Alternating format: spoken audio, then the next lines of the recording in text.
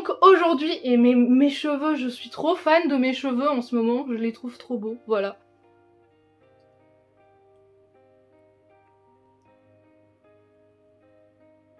Bonjour à tous, c'est Mimi Layli, j'espère que vous allez bien. Aujourd'hui, j'ai un book haul à vous faire et j'ai regardé un magnifique collier qui vient d'une artisane qui s'appelle Séléné. Son travail, ça vient de l'atelier de Séléné sur Instagram. Je vais vous mettre ça quelque part sur l'écran, voilà. Mimi du montage, mets ça quelque part sur l'écran, voilà. Et aujourd'hui, j'ai un certain nombre de trucs à vous montrer. Ça va me tomber dessus. Voilà, en fait, il y a eu mon anniversaire en septembre, donc on m'a offert des bouquins et je me suis acheté des bouquins. Enfin, on se sait, n'est-ce pas?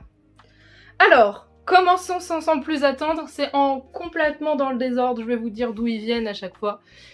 Commençons par Abda et la fille de la pluie qui est de Isabelle Maloé. Isabelle Maloé, c'est une des autrices qui travaillait avec la maison d'édition du 7e ciel, donc la maison d'édition dans laquelle j'ai publié mon roman et dans laquelle mon deuxième roman va bientôt sortir en 2025. Et c'est une autrice que j'aime énormément, qui a une plume incroyablement poétique et qui a une ouverture sur le monde qui est dingue. J'ai pas lu le 4e de couverture parce que j'ai lu un autre livre de Isabelle Maloé qui s'appelle Les rumeurs de la terre et qui a été un véritable coup de cœur absolu.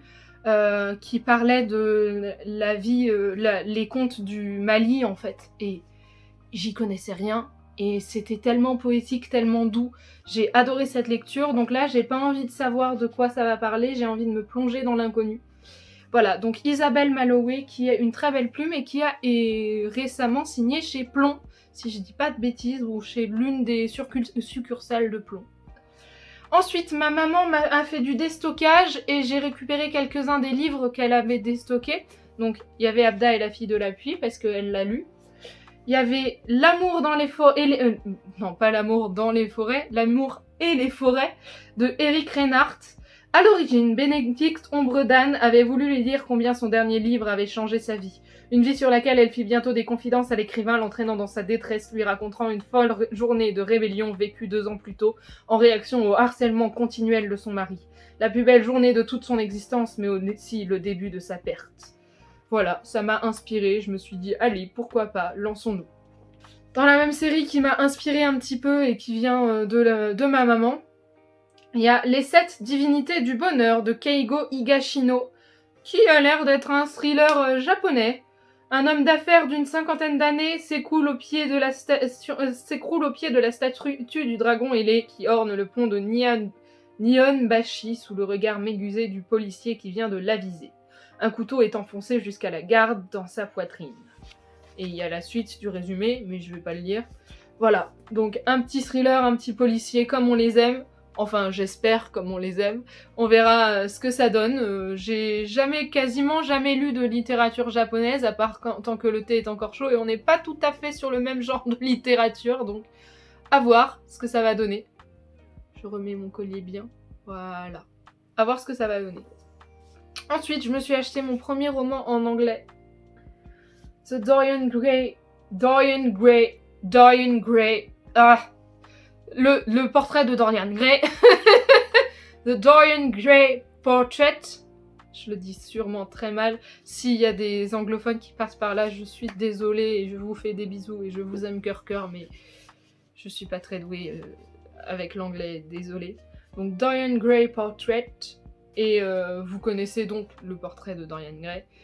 J'ai envie de le découvrir et paraît que c'est une lecture géniale. Je l'ai trouvé dans cette très belle édition reliée avec un magnifique, pas de jaspage, mais une magnifique édition un peu de poche reliée. Je trouvais ça très beau. Attendez, il y avait encore le prix, je vais l'enlever. Parce que quand même ça fait mieux dans ma bibliothèque de pas avoir le prix. Et du coup, j'ai très hâte de le commencer, mais j'ai aussi très peur parce que c'est en anglais et alors, je comprends un petit peu, je le comprends, je le parle un peu, mais la lecture de l'anglais, pour moi, c'est assez difficile. Donc on va faire ce qu'on peut, écoutez. Ensuite, j'ai pris 2 livres de Liz Barrow dans une convention. Ça, c'est de la fantaisie, ça aussi, c'est de la fantaisie. Les clés de Plume, qui est donc la magie de l'inspiration. Sur une île lointaine, Plume est apprenti conteur. Et apparemment, c'est une série de petites histoires, quoi. Et là, on a une histoire un peu plus complexe avec de la magie, des princes héritiers, une ère de paix, mais en fait non, de la magie de la guerre, des choses comme ça, un peu en mode high fantasy, et ça j'aime bien. Donc bon, là je suis pas dans un mood fantasy du tout, mais on va voir à quel moment j'arriverai à me lancer là-dedans. Ça a l'air d'être une belle pavasse, hein. C'est écrit plutôt petit à l'intérieur, et ça fait 500 pages, donc on verra bien. Et ça, je les ai achetés dans une convention, n'est-ce pas? Une convention qui s'appelait les Terres de l'Unique. C'était une convention spéciale Seigneur des Agneaux, Seigneur des Anneaux, médiéval celtique, tout ça, genre de choses. À cette même convention, j'ai rencontré, et si tu passes par là, je te fais un énorme coucou, Guylain Fernandez, qui est adorable, un auteur génial. Et j'ai adoré sa plume, j'ai adoré Androlia, je viens de le lire, je l'ai fini. C'est doux, c'est cocooning, c'est de l'utopie, on est dans un univers de fantasy, il y a de la magie, il y a des ados qui se baladent. C'est trop bien. J'ai passé un vrai agréable moment de lecture, j'en parlerai plus en détail dans mon prochain avis lecture, mais Androlia, je connaissais pas du tout cet auteur, pourtant il a déjà signé chez Brajlon, donc c'est pas un auteur inconnu au bataillon. Guylain Fernandez, et en plus il est adorable. Et j'ai une magnifique dédicace avec un dessin et tout. Donc, trop contente, regardez-moi ça. Voilà, trop contente.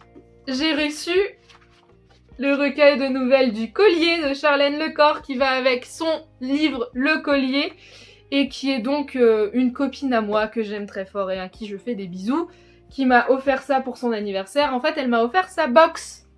Et je vais vous montrer un petit peu ce qu'il y a dans la box, autant qu'à faire. Alors, dans la box, on a... Tadam. Alors non, ça c'est un autre cadeau d'anniversaire. Du chocolat chaud à l'ancienne. Une vraie lettre avec un vrai seau. Ça c'est un autre cadeau. Une boîte avec plein de diamants et de rubis et une bague de lecture. Je l'ai pas encore utilisée d'ailleurs. Et des illus. Voilà. Trop cool. Trop contente. Vraiment la meilleure box, je suis trop contente. Et c'est une copine qui la propose, donc forcément je suis encore plus trop contente.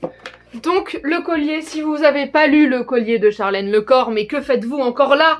Allez plutôt lire ce livre. Non, sans rire, c'est vraiment une dinguerie, c'est une pépite ce livre et c'est de l'auto-édition et... Mais quel travail elle a fourni sur son livre, c'est assez impressionnant. Je dis ça non seulement parce que c'est une copine, mais aussi parce que vraiment, j'ai adoré ce qu'elle a fait, j'ai adoré son boulot, j'ai adoré son livre. Alors il faut en faire de la pub, il faut qu'il existe. Il faut qu'il continue d'exister. Ensuite, j'ai une copine qui m'a offert pour mon anniversaire Reine de l'Ouest, qui est une belle pavasse, mais qui en fait est un livre dont vous êtes le héros. Donc, Boston en 1892. Et c'est moi qui vais créer l'héroïne de mon histoire, et ça me hype énormément. En plus, Boston 1892, je sens que ça va parler western. Ou, alors, western, c'est pas à Boston, vous me direz. Mais ça va parler ce genre de vibe, je le sens bien, un peu aristocratique peut-être, je ne sais pas. Je me suis pas trop spoil parce que j'ai pas voulu voir quels étaient les différents types de vie qu'on pouvait mener. Mais on a fait on a fait le test de la page 100 avec cette copine-là, qui est donc un test très bête. Plutôt que de lire la première page du livre pour se donner un avis, on dit la page 100, et la page 100 est carrément validée. Voilà, donc très hâte de me mettre dedans et en plus elle se l'est pris aussi, du coup on va suivre l'aventure en temps réel chacune et on va probablement et évidemment pas faire les mêmes choix, donc ce sera encore plus cool. Ensuite, cette même copine m'a offert Le Château de Hurle, qui est donc le livre qui a inspiré Le Château ambulant. Doudou. Je ne l'ai pas encore lu, mais j'ai hâte, parce que ça va être une lecture si doudou, si bien. Je vais être tellement bien là-dedans. J'ai trop hâte de découvrir ça. Donc c'est Le Château de Hurle par Diana Wynne-Jones. J'ai reçu des avis assez mitigés sur ce livre, je suis assez étonnée. Sinon la caméra fait pas le focus, n'est-ce pas?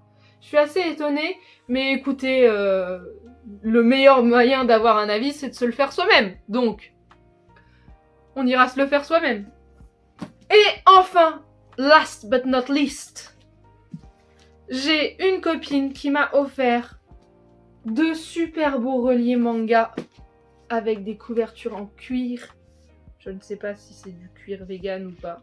Je pense que oui. J'ai mis... C'est du Lovecraft.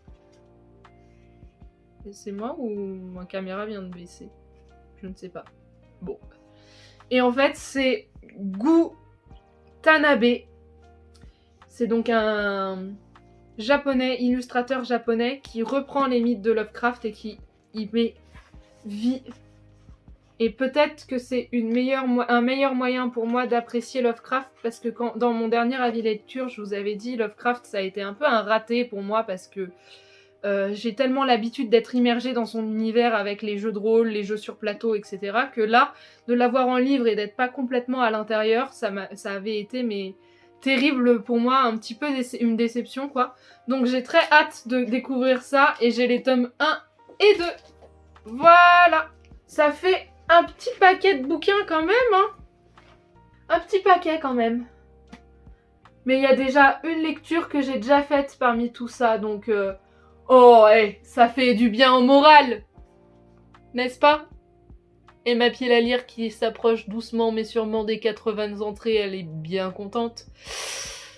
Ah. Mais je me dis toujours que je vais faire attention, que je vais plus trop en acheter. Mais là, il y a pas beaucoup d'achats. Il y a 3 achats sur la totalité. Il y a surtout beaucoup de réceptions de ma maman et d'offertage pour mon anniversaire. D'offertation pour mon anniversaire.